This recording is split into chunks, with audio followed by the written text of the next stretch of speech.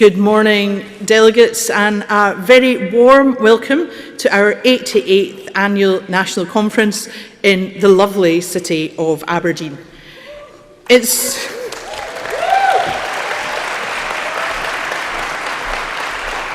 fantastic to see you all, and in such high spirits as well, and to see you in person. It has been too long, and I know it's going to be a great few days of discussion and debate together. And to kick that off, I am delighted that we are going to be joined by our Deputy Leader, Keith Brown, MSP. So please give a big welcome to Keith.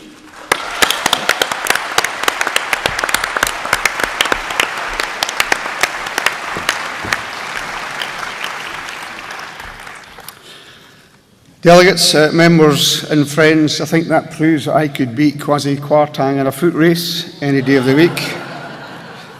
Welcome to the 88th Annual National Conference, and it's great to be back in this fantastic city of Aberdeen. It's been too long for all of us, I think, since we last gathered in person as the SNP family, and having the chance to rekindle lifelong, sometimes friendships, and of course to forge new ones. To share stories, which we do very well, old and new, and of course to fondly remember absent friends. In the darkest days of the pandemic, moments like this seem to be a distant prospect, but here we are, and it's fabulous to be back. It's particularly great to be back here in the, as I say, fantastic city of Aberdeen. And friends, after too many years of a shoddy, grubby Labour-Tory coalition, it's now an SNP-run Aberdeen.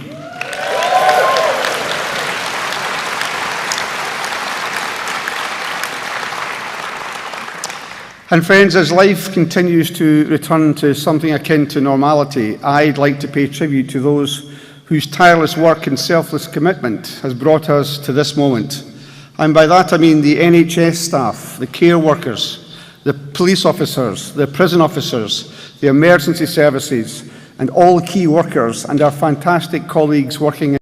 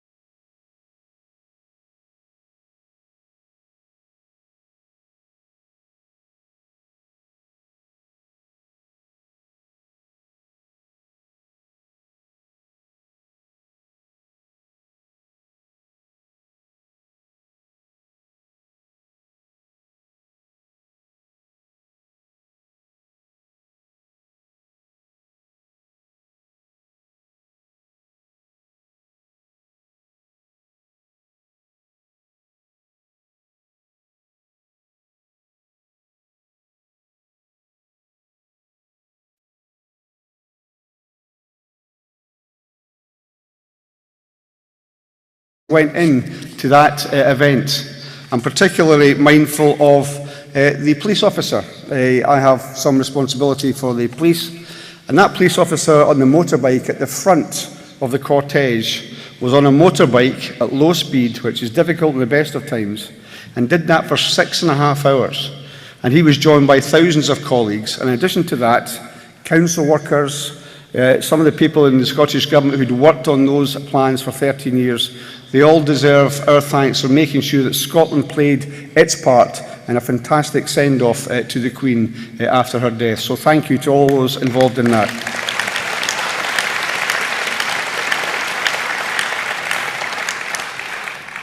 It was a fantastic advert for, of course, the stunning scenery of Scotland, right from the heart of Braemar to the history of the Royal Mile.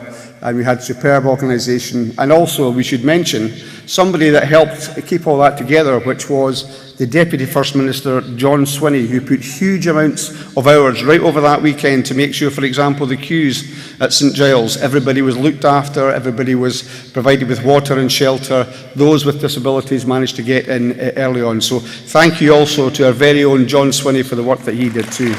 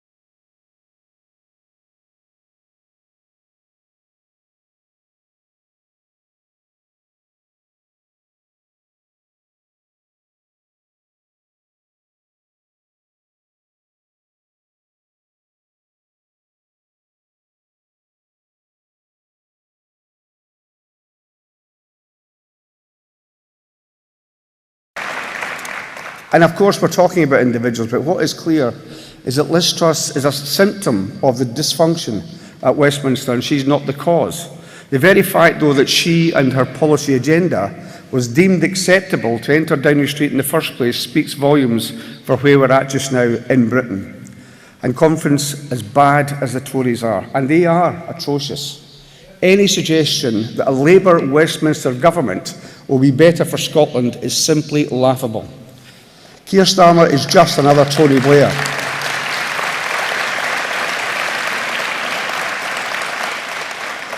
Keir Starmer reminds us all of Tony Blair, and it's true that the Labour Party is every bit as Trumpian as the Tories in their denial of Scottish democracy. It's an incontrovertible fact that the SNP has a cast-iron mandate to hold an independence referendum.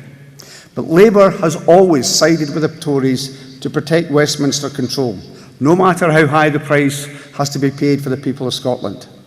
Labour supports the deeply damaging Brexit that Scotland did not vote for.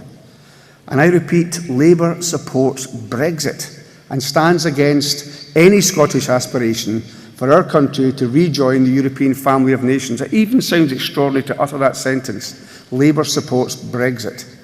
And never forget, never forgive, that in 2014 it was Labour who championed Better Together and their message that only a no vote would deliver economic stability. Only a no vote, of course, would safeguard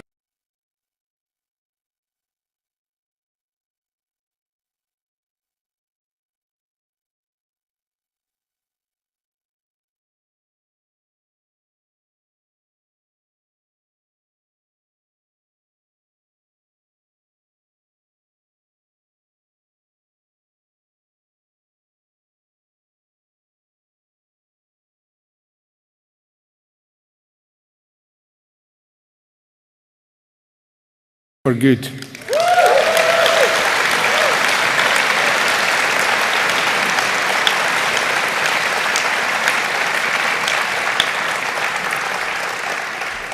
And with the current political situation, friends, your homes, your pensions, your incomes are not safe under Westminster control.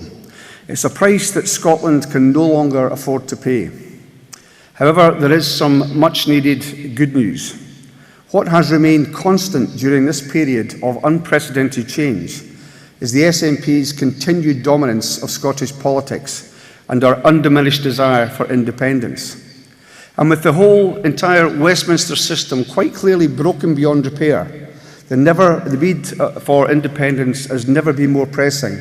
And with it, of course, that wealthier, happier and fairer Scotland that independence will bring.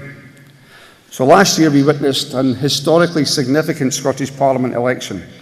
While we will never take the Scottish electorate for granted, it is worth restating the magnitude of that 2021 victory for a party which, of course, has now been in power for 15 years.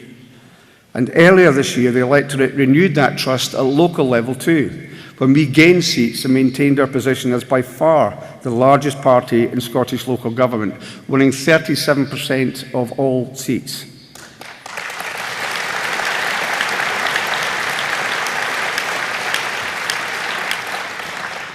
And you here in this hall, of course, played a crucial role in both these results. And can I just thank, looking around and seeing some of the councillors that we have here, them for their work during a very difficult election period and all those that supported them. We are very proud of the councillors that we have in the SNP.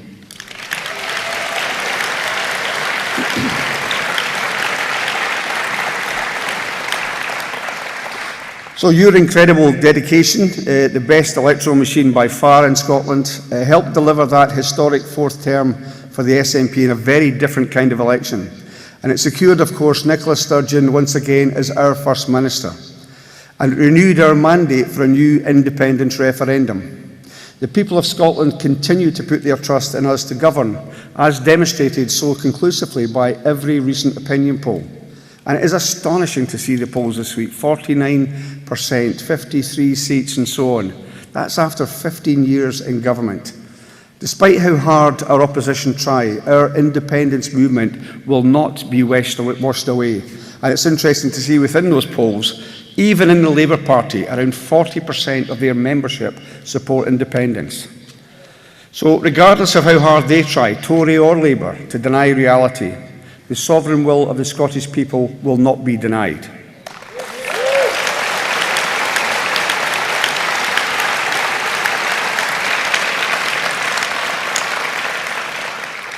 And interestingly, we were at a fringe event with the Aberdeen independence movement last night in the very same hall where I gave an interview to STV 3 or 4 years ago, I think it was. And after that interview, it became known as, what's the word that the Tories use for the referendum? Wildcat, that was it. So I said, I'd said we will have a referendum.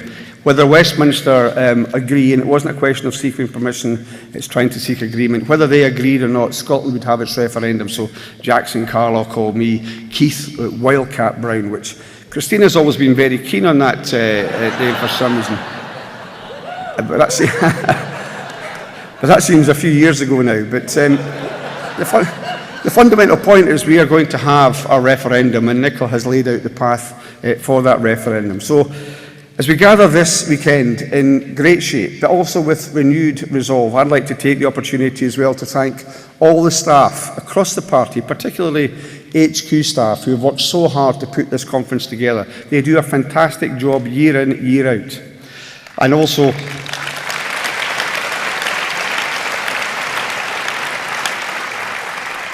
if you look at some of the conferences which are on TV, the professional nature that this conference is put together with, I think, is absolutely fantastic.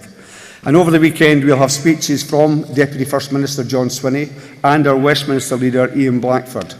And the agenda is packed full of resolutions. We look forward to a very lively debate across the coming days. We'll hear from Angus Robertson and from the new campaign director, Michael Russell. And the conference will end, of course, on the highest of notes with the keynote address from our leader, First Minister Nicola Sturgeon.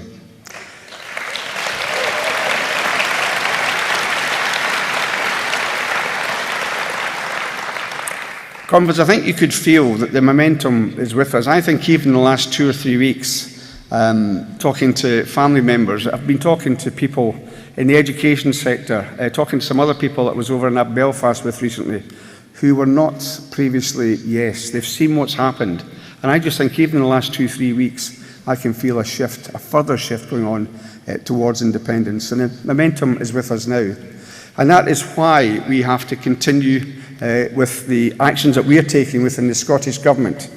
We have started publishing a series of papers which, when those are taken together, will provide an updated and detailed prospectus for independence. And the new government papers will be essential to help voters make their fully informed choice. Party HQ has already used papers to create videos and graphics and printed literature for you to share. There'll be no shortage of campaigning material, of that you can be sure.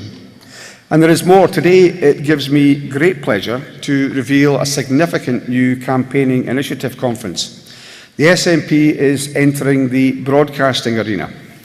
We will soon launch a brand new broadcast platform with the first episode of this brand new show covering the debate over Scotland's future.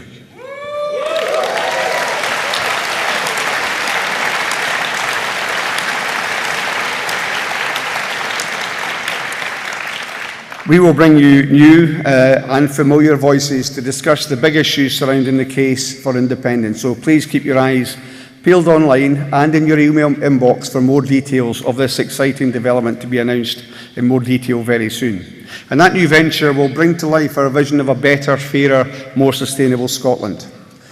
Our ambitions are matched only by the commitment of you, our members and activists, whose hard work, as ever, pounding the streets, will turn that ambition into reality, home by home by home. And just to reiterate a point that was heavily discussed last night, the way we do this is really important. The temptation for us to be at cross purposes on different issues is there, it's always there. We're a lively democratic movement. But people are watching, in particular those people that have yet to make up their minds, and they will look at the way we conduct that campaign. The way we conduct that campaign is an advert for the kind of Scotland we want to see. So the idea that we should listen, that we should talk with kindness, that we should listen especially to those people who still have doubts, that is absolutely crucial in this period going forward.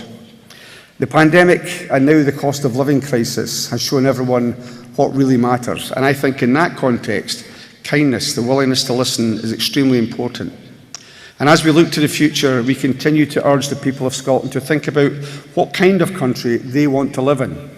Who is best placed to make the decisions which affect their lives?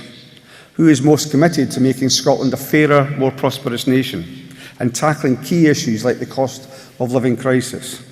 And just on the cost of living crisis, we have said for many years, it's an absolute scandal, the prices that we pay for energy in an energy-rich Scotland.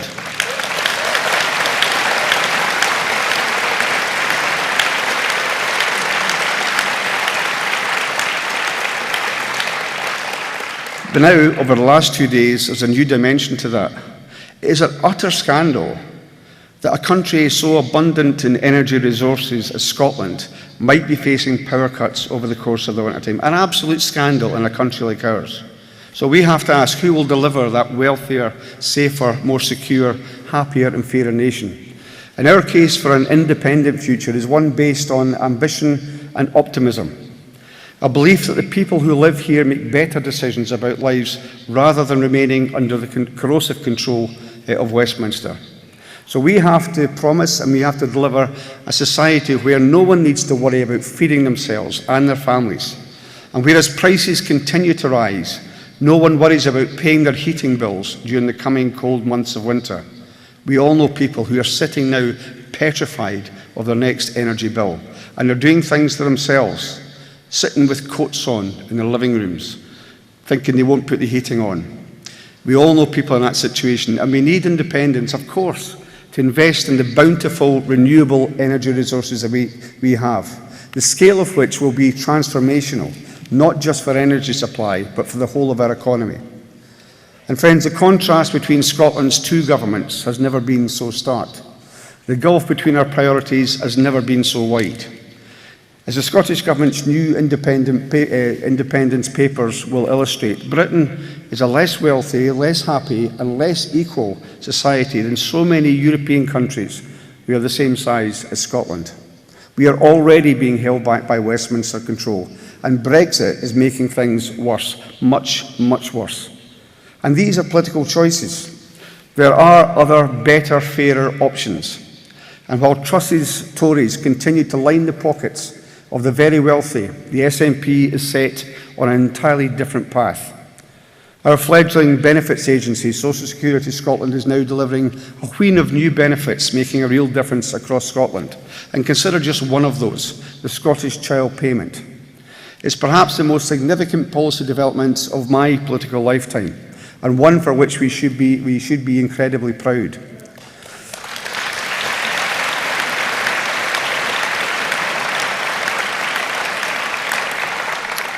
It is an initiative which has been described by anti-poverty campaigners as a game changer, but even that doesn't really capture its true value to those in receipt of that support. It started out at £10, it was doubled to £20 and was raised again to £25 a week, and soon it will be rolled out to every eligible child under 16. And in the current economic storm, it's money that is paying for absolute essentials and keeping entire families from going under. But as brilliant as the child payment undoubtedly is, it's also exposed the fundamental inadequacies of the devolution settlement. The child payment is designed to be transformative. It's meant to lift children out of poverty, to combat the poverty-related attainment gap, to give kids from less well-off backgrounds the opportunities their parents were denied. But now, because of decisions taken by Scotland's other government, the one at Westminster, the cash which was meant to make that difference is now essential to keeping the chill at bay or putting food on the family table. And it's why I and many of us seethe with frustration at constant opposition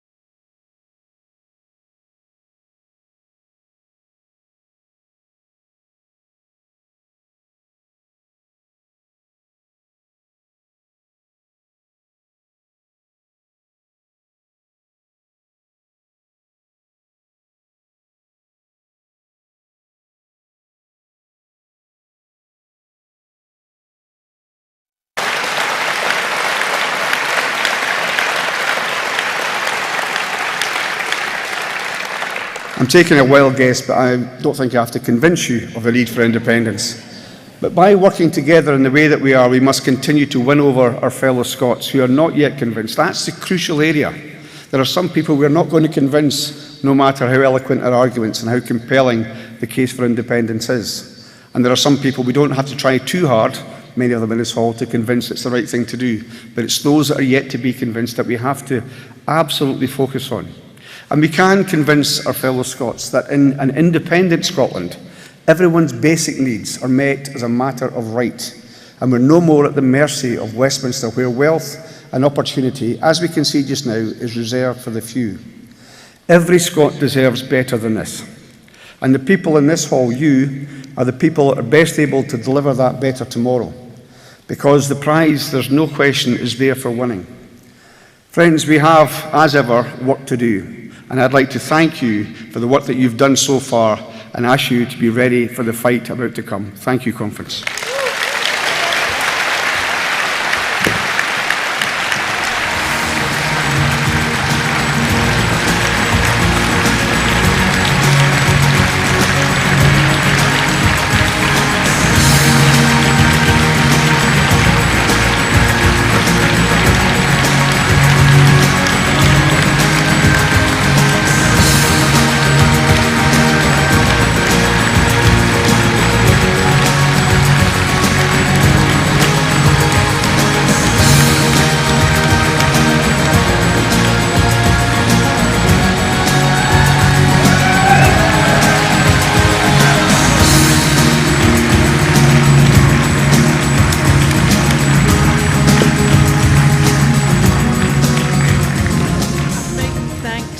Keith for kicking us off in such style. What a brilliant start to our conference.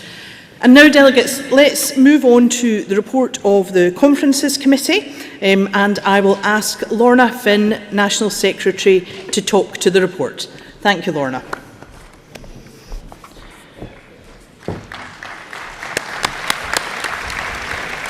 Thank you, Kirsten, and thank you, Conference. Conference, it's wonderful to be back together in person. It's great to see so many familiar faces and finally meet the ones that I've only seen on the dreaded Zoom. The last 2 years have been challenging for us all, but at least we're now getting back to some sort of normality. Conference, as stated in the written report of the Conferences Committee, the committee met on the 19th and 21st of July to discuss 127 resolutions that were received. From this, 51 policy resolutions and 6 internal resolutions made it to the long list, including the internal resolution from the NEC to re-establish National Council. Amendments were agreed at a further meeting of the committee on the 30th of August, ahead of delegates' choice voting commencing for the 51 policy resolutions. Given the time constraints on the agenda, alongside a lengthier internal session than normal, meant that only 25 of the policy resolutions made it to the final agenda. The result of delegates' choice was reflected in the final agenda, with the 20 resolutions ranked the highest, all making the agenda. As always, Conference appreciates the work that goes into these resolutions and amendments, and would like to thank the branches and members for their work. Standing orders are contained within the agenda of Conference, and these continue to be in effect. With this, I move the report of the Conference Committee.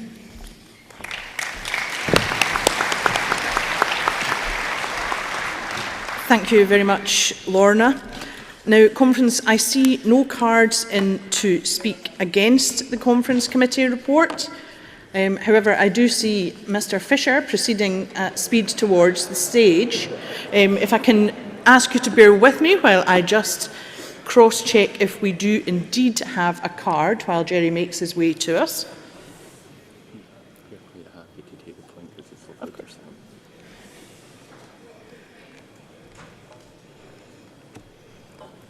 So I see no card, but I am happy that we hear from Jerry to make sure that we do have his point. So, Jerry, the floor is yours.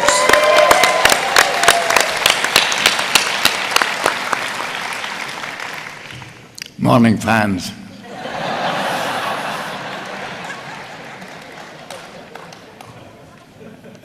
The agenda which you have just been asked to agree to is faulty in my view. 50 years ago, I came to it's 54 years ago, I came to my first annual conference.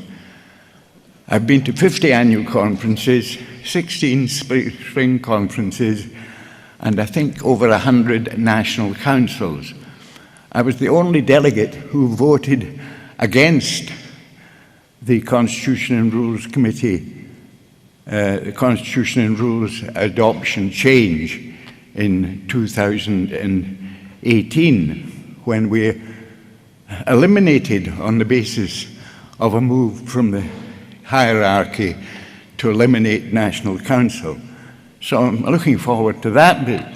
But in every of the meetings, of the 200-odd meetings that I've attended since 1968, there has been a session in which the party seeks accountability from its office bearers for the work that they have done for the party, not for government, because we cannot hold them accountable to the party for what the work they do in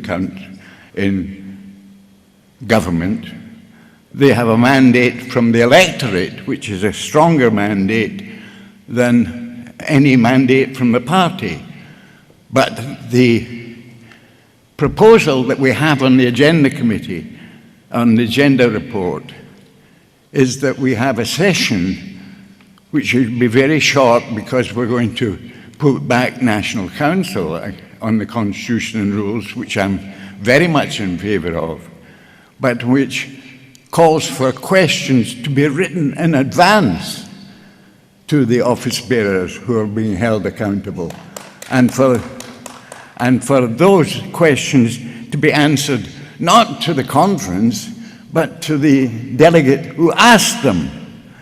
I do recommend and would like to move an amendment to the Conference Committee report and ask the Conference Committee to examine the sessions available and put back the normal session, I say, the one that's been held in 200-odd meetings of conference and council that I've attended, in which all the delegates can put questions to the office bearers and expect an answer, A, to the question, and B, of the question given to conference.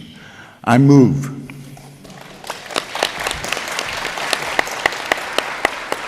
Thank you very much, Jerry, and it certainly wouldn't be conference without having Jerry come and speak from the stage. If it is helpful, and I hope it will be helpful and reassuring to Jerry and others, just to be clear, we'll be happy to answer questions in any way, whether that's via cards, whether that's in person at the internal session, and I think that that's a point well made by Jerry. So thank you for that. I don't think that Jerry moved against the Conferences Committee report, although he can clarify to me if that's the case. He doesn't appear to be doing so. Therefore, as there are no cards in to speak against the report, I wonder, delegates, if you are happy to agree to the Conferences Committee report by acclaim.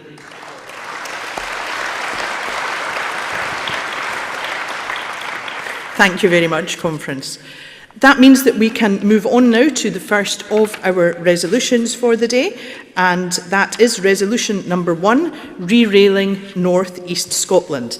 And this resolution will be moved by Karen Adam, MSP, and seconded by Josh Menny. So welcome to Karen.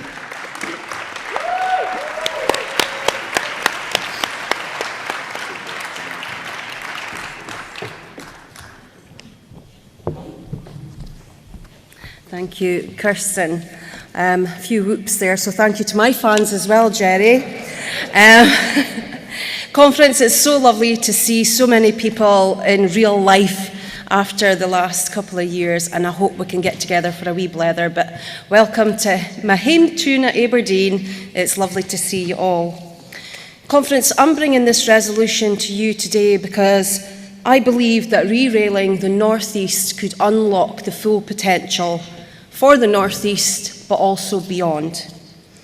Coastal towns and villages, including those in my constituency, of Banffshire and Buchan Coast were devastated by controversial cuts to the rail service, which were enacted by Richard Beeching in the 1960s.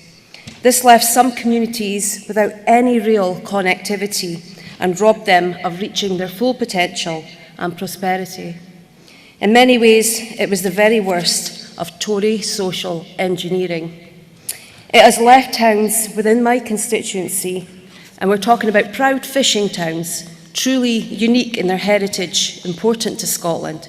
It has left them still feeling the effects. Peterhead and Fraserburgh are the two largest towns in Scotland that are completely disconnected from Scotland's rail infrastructure. And they are recognised as regeneration priority areas by the Scottish Government. And also the Aberdeen to Peterhead corridor is recognised as a strategic growth area.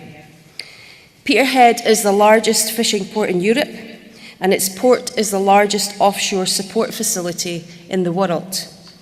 There has been incredible work underway on Fraserburgh's regeneration, and the port have recently unveiled their incredible master plan. Not to mention Murray East offshore wind farm, which has service vessels using the port. It just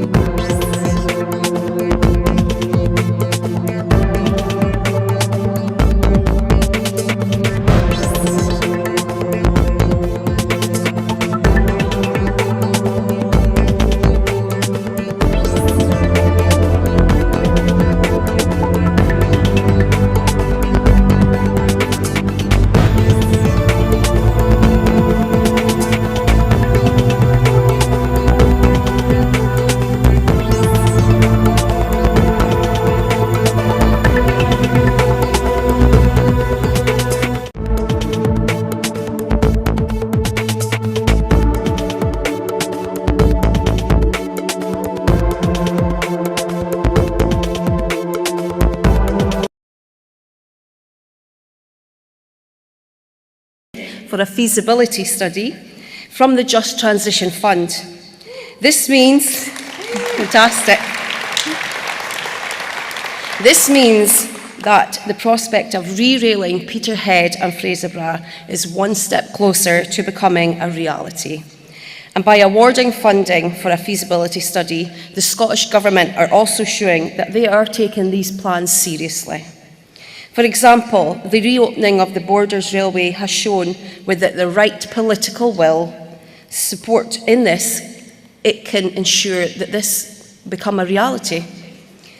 Borders Rail has shown that local rail can be a success again.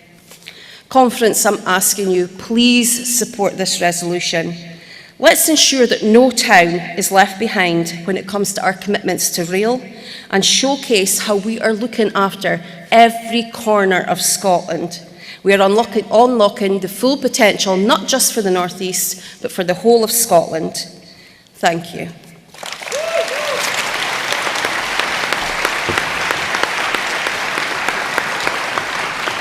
Thank you very much, Karen. And to second resolution number 1, we have Josh Meny of Peterhead branch, to be followed by Glenn Reynolds of Banff and Macduff branch. Josh. Thank you, Kirsten.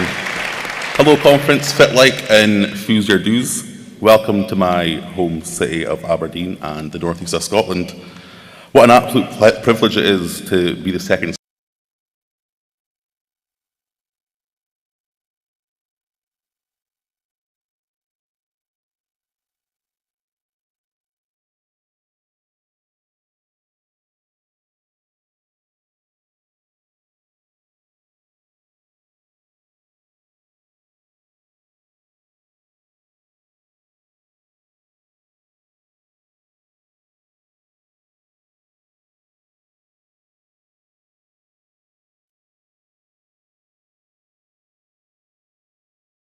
up to Peterhead and Fraserburgh. Passing this resolution is going to solidify and signal the commitment the SNP has to the North East, taking seriously the economic needs of our region and using every lever at our disposal to power Scotland's economy. When in comparison, at a UK level, we have a government who have abandoned the North East, ignoring calls to match the Scottish Government's commitment of £500 million of just transition funding across the North East and Moray. So what benefits will rail distinctively bring to Peterhead, Fraserburgh and the North East region? Perhaps one of the most important points here is that both Fraserburgh and Peterhead have been identified as areas of regeneration. Re-railing these areas will mean substantial investment for both towns and beyond. Fraserburgh and Peterhead are intertwined with Scotland's sustainable fishing industry. We land and process our nation's renowned seafoods on this coast, but we know the industry is being held back by the limitations of freight lorries on single-track road. So re-railing Fraserburgh and Peterhead will mean vastly increasing freight potential while simultaneously increasing the capacity of our fishing processors. By taking freight off-road and back onto rail, it will mean reducing the wear and tear of our roads, curtailing road damage, congestion and traffic, which in turn will reduce road accidents. So opening up our stunning coastline to a new demographic of tourists via the use of rail, which in turn will further contribute to strengthening Scotland's economy and the local businesses in the area, adding to further job creation and tying in with the Scottish Government's plans for supporting areas of regeneration. Our rural communities are set to benefit with increased connectivity and sustainable travel routes, which are set to vastly contribute toward meeting the Scottish Government's ambitious net zero targets, and not to mention unlocking the North East's economic potential. And importantly, let us here today lay the tracks for further strengthening our future export potential too, as we look toward international trade routes as an independent nation in the EU.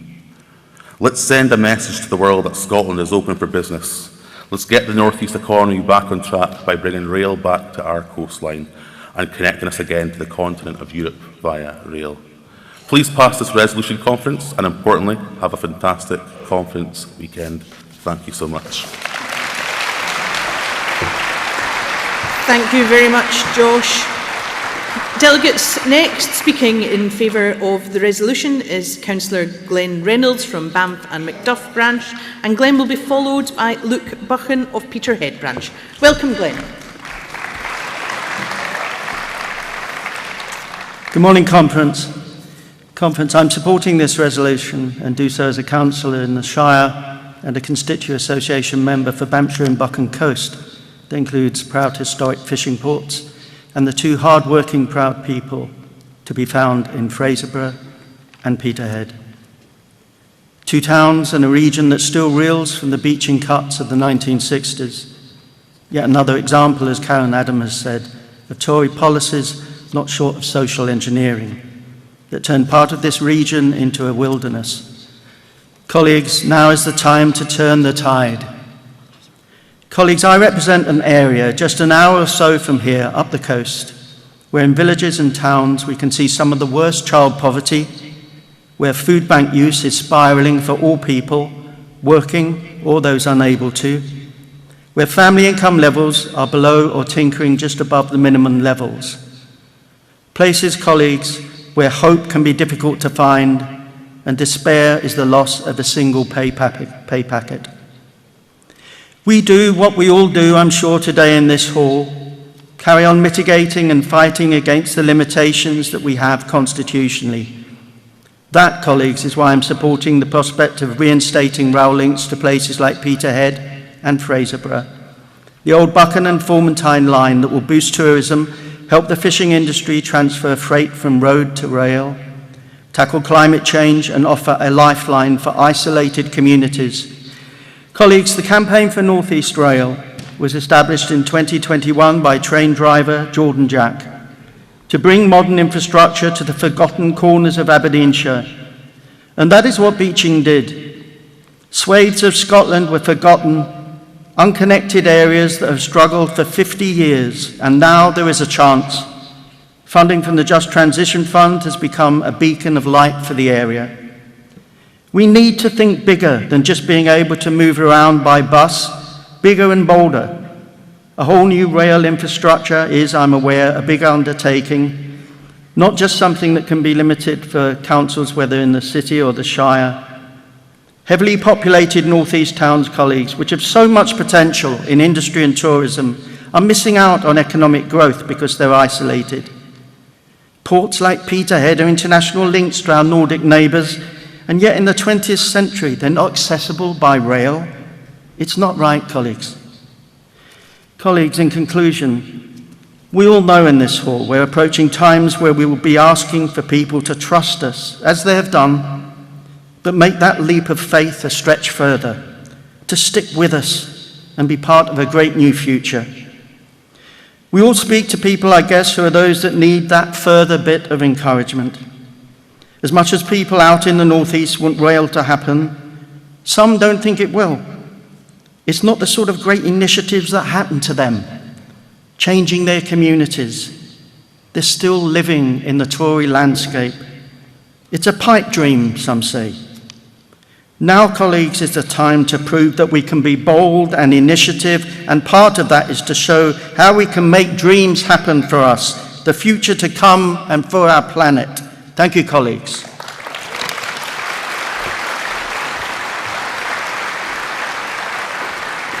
Thank you very much, Glenn. And delegates, our final speaker on this resolution, speaking in favour, is Luke Buchan. Welcome to Luke.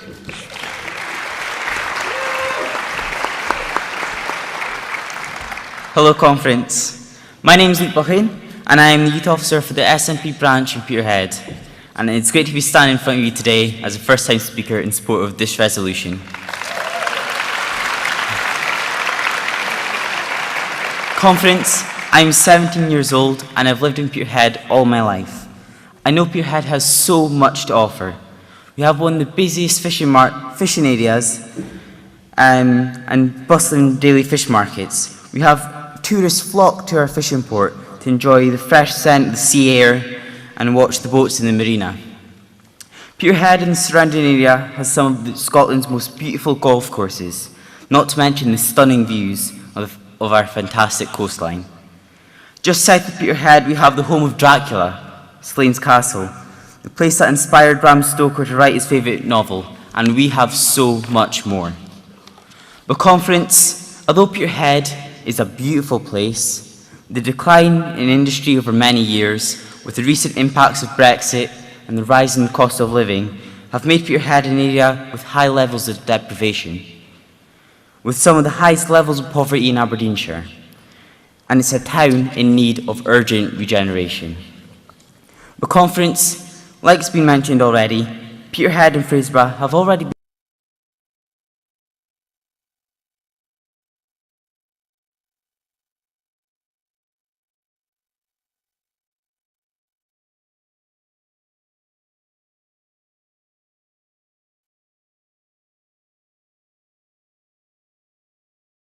modern, it was clean, it was full of life.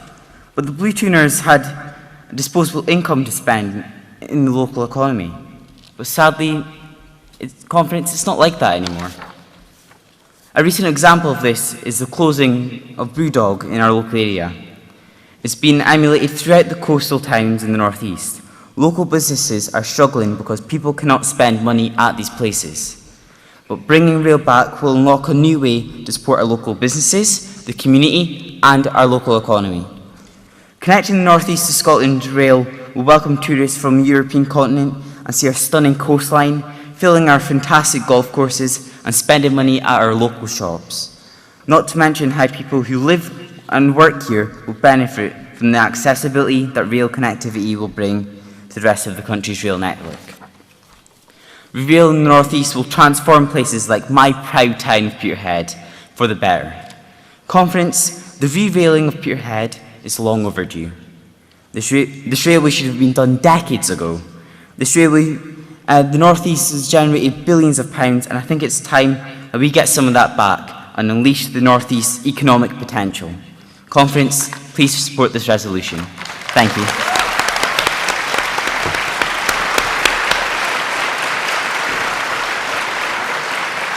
Thank you very much, Luke.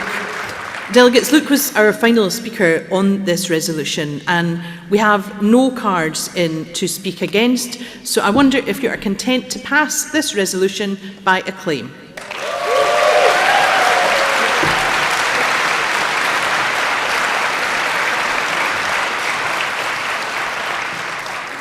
Thank you. That means that we can move on now to resolution number 2, which is entitled Rosyth-Zeebrugge Ferry Link.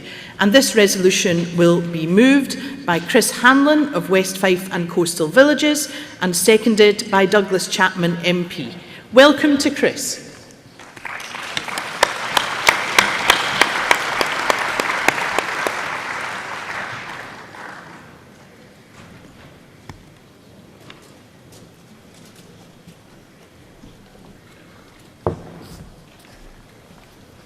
Morning, Conference. I've thought long and hard about what I would say here today about this topic. It took many months of quiet, diligent research, speaking to people both in politics and the shipbuilding industry off the record to begin to grasp how we might do things better for the coastal and island communities that are served by our domestic and international ferries. Which is a slightly disingenuous turn of phrase, as we presently don't have any international ferry routes operating from mainland Scotland. Although thanks to the diligent efforts of my local MP, Doug Chapman, that is something that is likely to change soon. We could use a lot more of the sort of gumption and ambition Douglas has demonstrated. Just look at what Ireland has achieved in what feels like no time at all. It has surprised me that this resolution has received little or no press attention.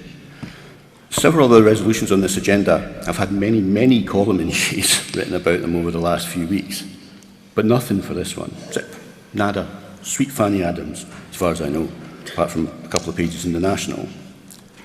Which is odd, because the anti-independence journalists in the billionaire press and being paid for by our licence fees on BBC Scotland have barely talked about any other subject for months. It's almost as if the anti-independence propaganda machine doesn't give a flying fig about coastal and island communities. They only seem to care about attacking our SNP government, which is frankly deeply damaging for those very communities, as no one can hear their very real needs over the performative cries of woof, woof from the Tories and their patsies that have no interest in anything other than manufacturing grievance. So, what have you found out? I hear you cry.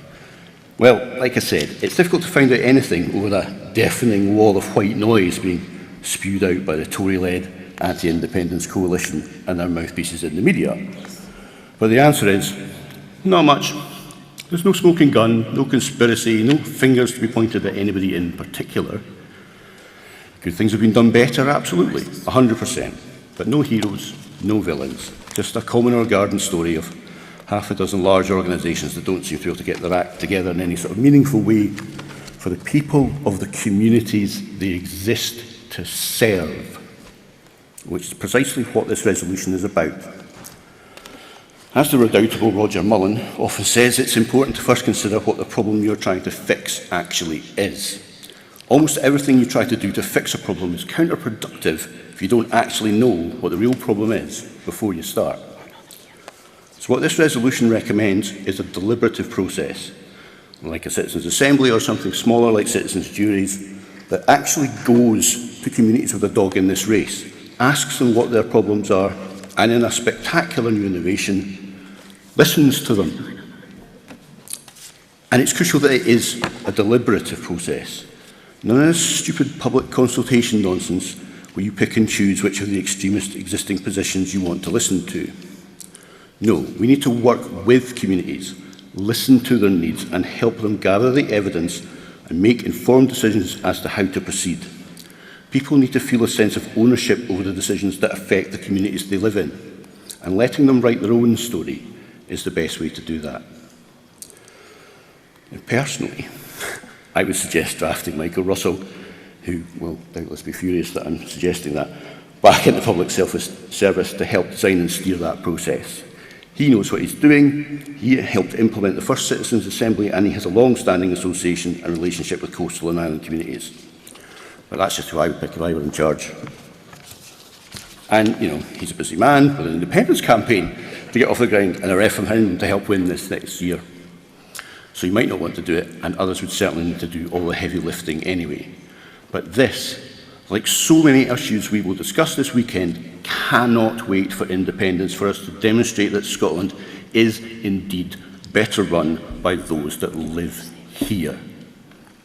It is clear that our existing ferry services are far from world-beating, and with a little help from the people they exist to serve anyway, and a good look at international best practice, we can begin the work of making the vessels and services that ply Scottish waters the envy of the world. Thank you very much. Thank you very much, Chris. And to second resolution number 2, we have Douglas Chapman MP, who will be followed by Councillor Brian Goodall. Welcome to Douglas.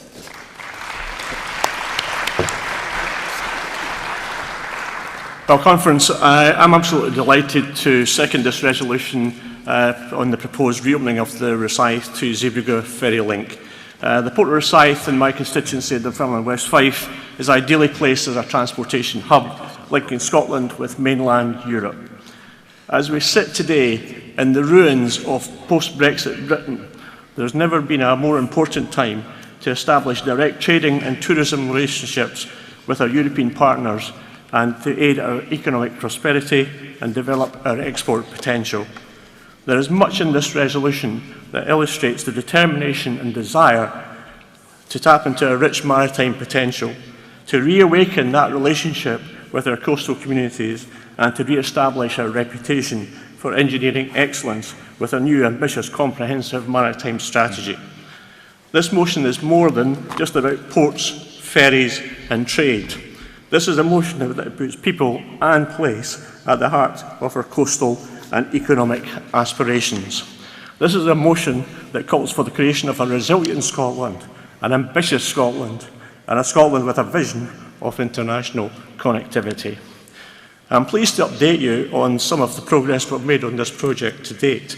And through my work with Ptarmigan Shipping, we have discovered a strong sense of public and commercial goodwill for the re-establishment of the sea link between Scotland here in Rosyth and in Flanders. Many Scottish exporters post-Brexit are keen to move to a direct route to key European markets and to boost trade with this new cost-effective ferry service, and for net zero to reduce lorry miles from our roads. DFDS Seaways are in agreement with Pat Ptarmigan to further evaluate the route with a view to start off the vessel carrying passengers and freight from early next year. But I need to tell you, Conference, there are frustrations. We live in challenging economic times. Inflation, possible recession, currency fluctuations, plus increasing fuel prices. All these need to be factored into our business model, and we also have issues with border control, which would remain problematic. Sadly, we're not a Republic of Ireland with the luxury of being a EU member state with the freedom to trade unfettered across 27 other nations.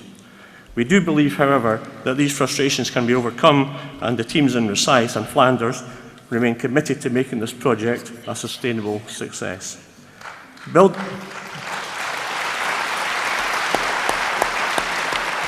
Building on this success with a wider maritime strategy, co-designed and co-delivered by coastal communities themselves, means that we can deliver a long-term maritime success. Above all, conference, this is about getting ready for independence and making the most of our national resources. And in seeing this project through to delivery, I'm reminded every day of the words of the author Alistair Gray, who wrote, "Work as if you live in the early days of a better nation." Conference, in supporting this motion today, you are supporting that ambition, you're supporting that resilience, and you're supporting that vision of that better nation. Thank you very much. Thank you very much, Douglas. And to follow Douglas, our final speaker on this resolution is Councillor Brian Goodall of Rosyth Branch. Welcome, Brian.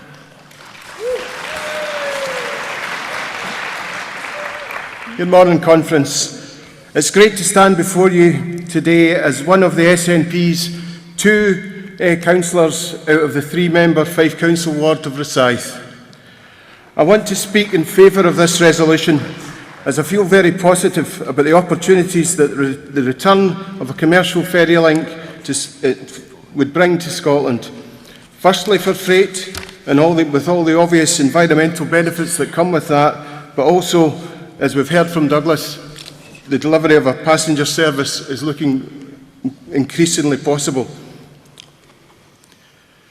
But Rosyth is more than isn't just a great site for a ferry terminal, or just an ideal deep water port for the many massive visiting cruise ships that come there every year.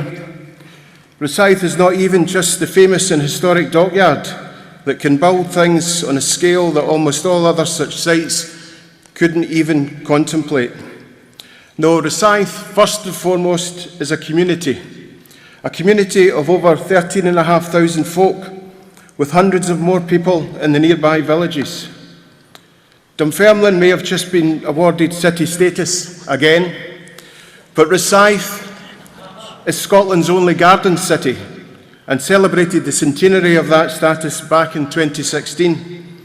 Rosyth's a great place to live, work and play, but there's still massive potential for improvements, and the area can become so much more with the right kind of positive investment.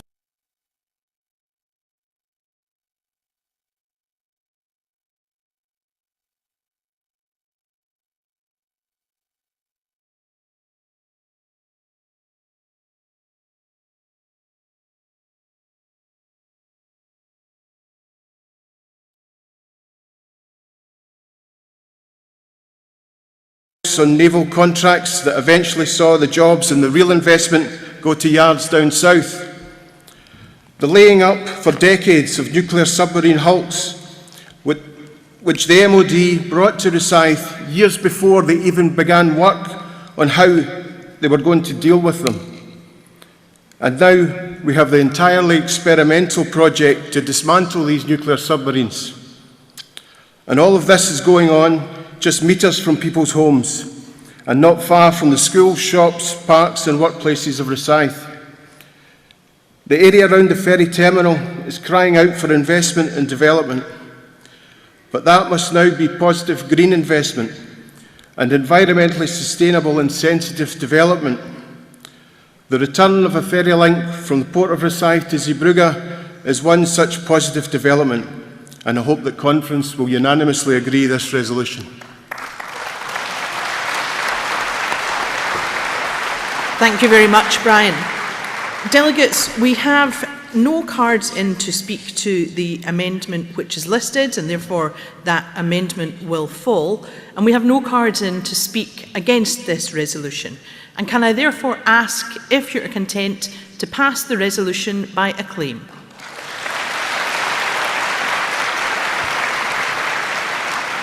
Thank you very much.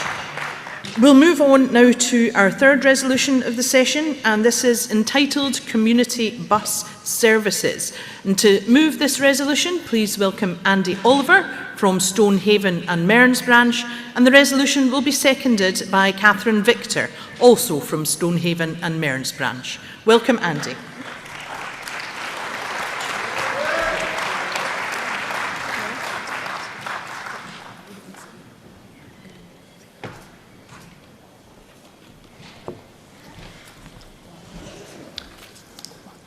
Madam Chair, Conference. There are very good reasons for seeking to increase the usage of public transport now, with the climate emergency demanding a reduction in carbon emissions and the cost of living crisis forcing people to reduce spending. This could be assisted by measures to enable people to get where they need to, when they want to travel, by public transport. With the development of hydrogen or electric fueled buses and trains, Scotland could be laying the foundations for an integrated transport system that's been talked about forever, especially by those who've witnessed and benefited from it in European countries. At a national level, we now have once again a publicly owned train service, and we must bring Network Rail in Scotland into public ownership as soon as possible. Regional rail links are improving, with some disused lines being brought back into use with great success, such as Borders Rail Link, and the call in Resolution 1 at this conference to bring rail back to Buchan. Bus transport has undergone some fairly traumatic changes since the demise of a national public bus service, and while the market has seen the demise of some and rationalisation of other bus services, the network is patchy, leaving some areas fairly well served while others are less successful. There's a further layer of service that has the potential to make a big contribution to sustainable transport, and that is community bus services. Community transport is served in many different ways. In cities and large towns, there may be a network of bus or even tram routes that link communities together and link communities with the city and town centres, and thereby shops, offices, or regional and national transport links. Smaller towns and council areas may have dial-a-bus services, which need to be booked in advance. There's also a national charity, the Community Transport Association, which has a range of members across the UK, including traditional community transport operators, for whom transport is their primary purpose, local authorities who run or commission transport, and organisations for whom transport is a secondary purpose, such as schools, faith organisations, and community groups. Clearly, there is a need for community bus services, and this need is being met, though now mainly by prior arrangement rather than a regular service. There's also scope for investing in reliable, sustainable services running on clean hydrogen or electricity. For these to be successful, they have to be capable of transporting people where they want to go, when they want to travel, and at a reasonable cost. The service should connect suburban areas to town centres, and in rural areas connect villages with destination towns where they may connect to regional or national transport networks and also to schools, hospitals and shopping centres. As every locality is unique, councils must take the lead in designing these services in consultation with community councils, transport companies and charities and the community directly. The services should be fully accessible for disabled use. An initial working group, including COSLA, Scottish Government and other stakeholders, could explore these options used elsewhere, frequency of use and the costs, including fares or free to use, and local appetite. Conference therefore calls upon the Scottish Government to set up a working group with COSLA to investigate the delivery of community bus services that can be rolled out in local authority areas. I commend this resolution to Conference. Thank you.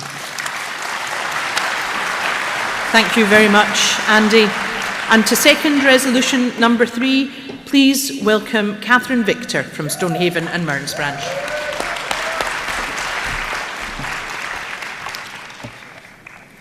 Good morning, Madam Chair, Conference. This is my first time speaking, so please bear with me. If I stumble over my tongue, don't all laugh at once. So, the Scottish Government has set a date of 2045 to get to net zero. We're not going to get there without a rethink on public transport to get people to leave their cars at home. Public transport should be what it says, for the public, connecting our towns and villages and countryside. Presently, there is not a joined-up strategy over Scotland for the future of our transport. If we want to hit our target of net zero, then we need to form a new plan to get people to leave their cars in the garage for the majority of their travel. This will only happen if we can design a service that gets people from A to B in an affordable, comfortable and usable manner. There is in most council areas a dial-a-bus or ready-to-go service or similar, and this A to B service is a pre-booked minibus service where a normal service is not available or where the passengers are unable to use a normal service. This service provides a travel for shopping or access to other local services and facilities. In most cases, a door-to-door service is in operation during weekdays. It's free at point of use and has been well received in most areas. However, it is expensive to run, not environmentally friendly at the moment, and sometimes running with just one passenger. So that would be difficult to roll out into a sustainable service for all. Many people use active travel by walking and cycling and could combine that with other forms of transport if they were all joined up, to get from their home to the bus or the train and then get to their work or shopping at their destination. Future transport should look at providing cycles and e-bikes as well as environmentally friendly transport to get people from the train or the bus to their workplace, etc. However, there is a bigger picture to look at, and it's a long-term strategy that we need. That is why I think the Scottish Government should be spending and putting in place a future public transport strategy that is both environmentally friendly and works. There are many examples around the world of public transport that works for the people and has reduced the need for private vehicles. We should be looking at those countries who have been successful and copy. We'll never get people to ditch their cars unless we think big on this and provide a service that fits what the people need. Let's make a start today and accept this resolution. Thank you, Conference. Thank you very much, Catherine. Conference, we have no cards in to speak against resolution number 3, and time is already marching on. So I wonder if I can ask you if you're content to agree the resolution by acclaim.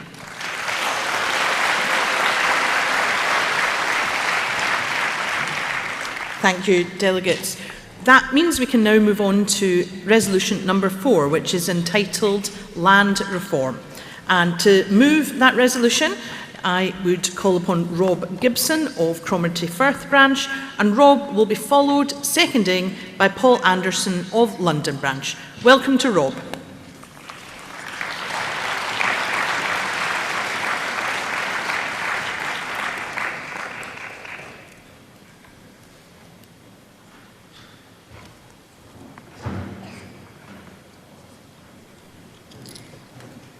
I see Rob is on his way, and Rob is demonstrating for us that those who are wishing to speak may wish to be quite near the stage, because it's impossible to know when I may call on you.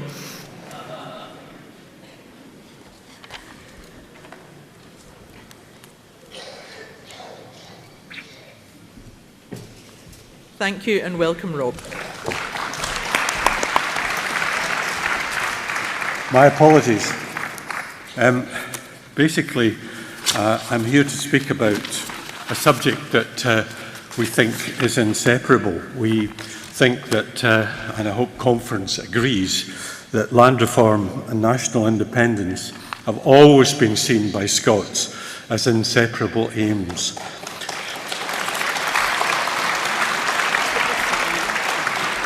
We need rapid progress on both in the quest for a democratic, fairer and greener nation. Yet our devolved Scottish Parliament can only deliver some of the land reform. Put another way, justice, which land reform and independence embody, is constrained. So justice, whether social, environmental or economic, is largely denied under devolution. Friends, we welcome the new land reform bill in 2023, aiming for a net zero nation. Its goals envisage rural Scotland playing a key part in reaching that target, and it focuses on the largest landowners, around 380, who have more than 3,000 hectares each. It intends to ensure that they deliver their share in the route to net zero. It will pin down those huge estates by insisting on management plans and sanctions if not met. It's a bold move to focus on large estates, both public and private. Size matters, but smaller holdings less than 3,000 hectares are critical too, because land ownership and land use are inseparable. To succeed, the next land reform instalment must interact with just transition, with community wealth building, with nurturing natural resources, with well-being, with food security and repopulation, and above all, human rights. I suggest that the Scottish Government has to operate a ministerial land reform task force, as it has done for climate change. After the land reform bill next year, a community wealth building bill will follow to concentrate on urban land reform. Each will be rooted in the Land Rights and Responsibilities Statement, which is being made statutory. And we welcome a public interest test for large land sales which come up. All of these have been thoroughly researched by our unique advisory Scottish Land Commission, created by the 2016 Land Reform Act, which I had an honour to be a part in helping to pass. And